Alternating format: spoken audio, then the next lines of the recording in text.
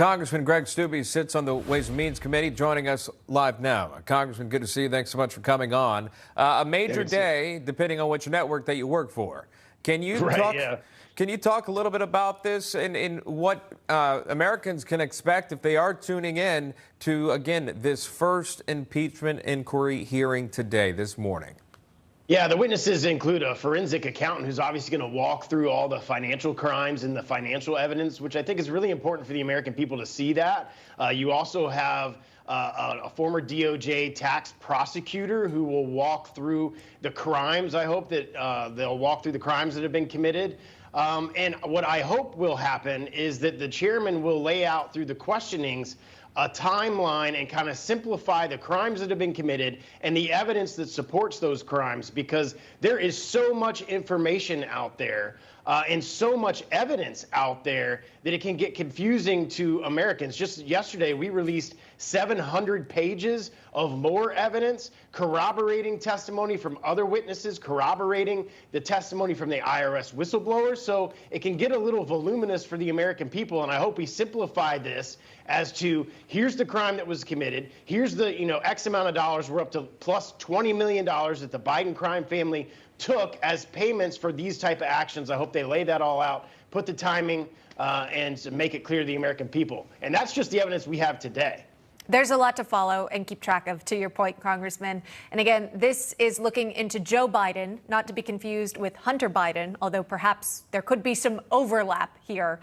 So we'll be watching to see what's presented. The White House, though, has a response already, releasing a 15-page memo last night. A part of it says this, quote, "In the 2 weeks since Speaker McCarthy unilaterally opened this fact-free impeachment stunt, House Republicans claim have drawn fresh scrutiny, with fact-checkers finding there's little to back up their allegations and calling them totally unproven and repeatedly debunked, which even their own Republican colleagues have recognized." That from Sharon Yang. Congressman, your response to the White House? Yeah, again, White House spin room spinning a litany list of facts and evidence that Hunter Biden was doing the bidding of his dad, Joe Biden, that the family was taking payments all up to $20 million. I mean, you can just go from Ukraine to the Chinese Communist Party. We just released evidence yesterday, the Oversight Committee, that the address that was used as the beneficiary address for hundreds of thousands of dollars from the Chinese Communist Party was Joe Biden's address in Delaware. There's so much interweaving of what was going on, and I hope that we will move forward with subpoenaing Hunter Biden's financial information. We have the information where all these shell companies received these millions of dollars, but then the money went to Hunter Biden's bank accounts. What happened after that? I think the American people deserve those answers. I think it's very clear that the brand was selling Joe Biden access to the White House. He's on tape talking about firing the prosecutor in Ukraine that was investigating a board that his son was getting payments on. There's a litany list of evidence that shows how corrupt the Biden family was. Do you find it, and I'll close on this, but do you find it interesting that the legislative branch is conducting a criminal investigation rather than the FBI or the DOJ as a whole? What are your thoughts on that?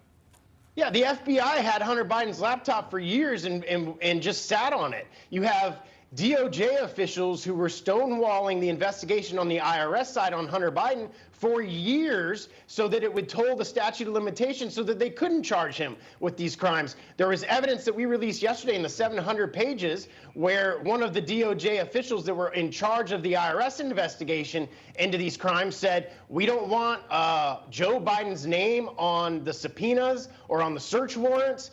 They were giving Hunter Biden's attorneys heads up as to when these questionings and search warrants may be issued. I mean, the complete corruption of our federal government to protect the big guy, and we now have evidence to show that's exactly what was going on. We're having this hearing because Speaker McCarthy has opened up the impeachment inquiry, and yet there hasn't been a formal vote for impeachment. Wanted to ask you about some pushback from fellow Republicans, although in the Senate, Republican Texas Senator John Cornyn is a bit apprehensive about this whole inquiry. He says it really comes down to how do you prioritize your time? I don't know of anybody who believes Chuck Schumer will take it up and actually have a trial and convict a sitting president. Rep. Steube, is this a waste of time? No, absolutely not. The American people deserve answers. The American people deserve justice if the people at the highest levels in our leadership, in our government, are getting payments from foreign governments to take certain actions or not take certain actions. And I, for one, am not going to stand by and turn a blind eye to facts and evidence that show that Joe Biden, Hunter Biden, his family members were enriched because of actions that Joe Biden took as vice president and president. The American people deserve better than that. The White House and the presidency and the vice presidency should not be for sale. Florida Congressman Greg Steube joining us. We appreciate your time. Thank you so much. Yeah, great to see you. You too. Reminder here, National Report will bring you live coverage of this hearing.